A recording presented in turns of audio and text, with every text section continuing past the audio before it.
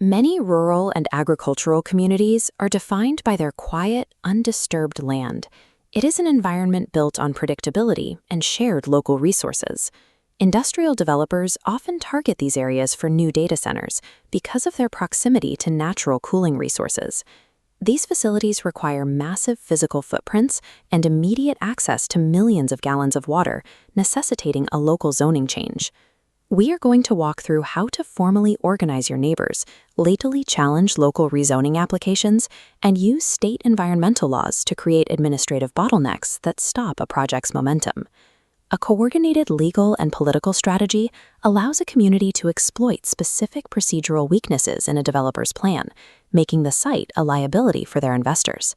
The first step is understanding what happens when land is rezoned from agricultural or residential to light industrial. This change removes existing restrictions on building height, noise levels, and population density that current land use designations provide.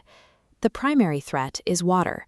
A typical data center acts like a giant soda straw, pulling millions of gallons of water daily to cool its servers. As it pumps, it creates a cone of depression in the aquifer beneath the facility, actively draining the groundwater away from neighboring residential wells. Developers often claim this water is simply cycled through the plant and returned.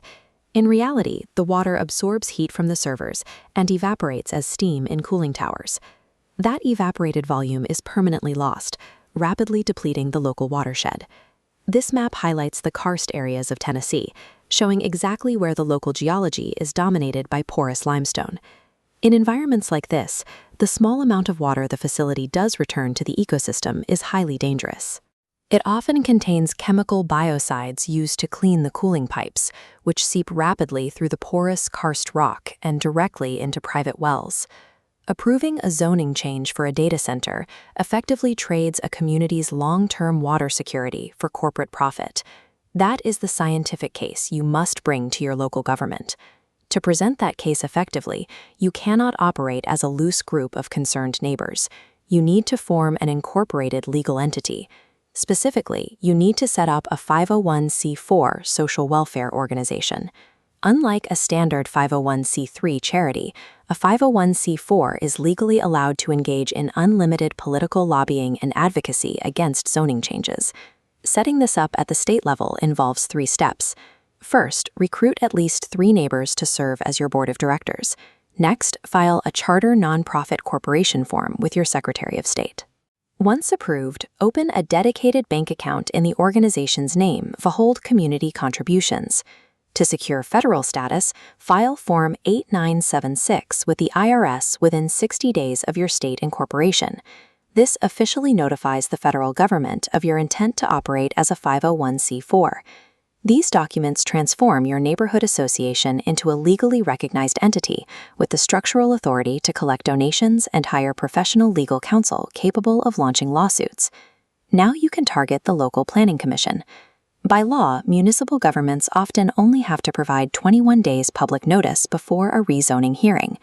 You must assign someone in your group to check the city's submittal calendar every week.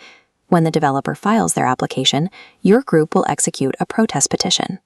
By gathering official signatures from the property owners directly adjacent to the proposed site, you can trigger a legal provision that forces the City Council to require a supermajority vote to approve the rezone. At the public hearing, you attack the project's financial viability. If the land is currently under agricultural status, remind the Commission that rezoning it triggers Greenbelt rollback taxes, making the developer or the seller liable for 3 years of retroactive tax penalties. If the Commission seems likely to approve the rezone anyway, lobby your City Council to pass a temporary 6-month moratorium on all large-load industrial users. This pauses all approvals, giving the city time to draft new development standards. Introducing hard evidence and legal hurdles forces the Planning Commission to address the project's tax and environmental liabilities before moving toward a vote. Even if the local zoning change passes, a developer cannot break ground without state environmental permits for water extraction and emissions. Your organization should file for intervenor status on the developer's water permit applications. This allows your group to argue that the massive water drain requires a rigorous, multi-year individual permit review rather than an expedited approval. Tennessee rules explicitly prohibit any heavy water withdrawal that threatens existing customers' health, safety, or reasonable needs. You can use this clause to threaten civil litigation by proving that the constant hum of cooling fans creates a public nuisance and that extreme water extraction violates your riparian rights. Taking the fight to the state level strips control away from the developer and subjects the project to strict agency audits and public scrutiny. Industrial developers rely on speed to market to make their financial models work. When they take a rural site, they count on a rapid, unopposed path to operation.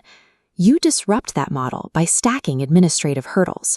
When a project that was supposed to take 90 days is instead stretched out over 2 years by protest petitions and state permit reviews, the site becomes a liability.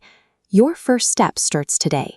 Knock on 2 neighbor stores to recruit your board of directors. We've linked the required incorporation forms in the description below. You do not need to win every legal argument to protect your community. You simply need to introduce enough strategic friction to make the developer pack up and move to a different site.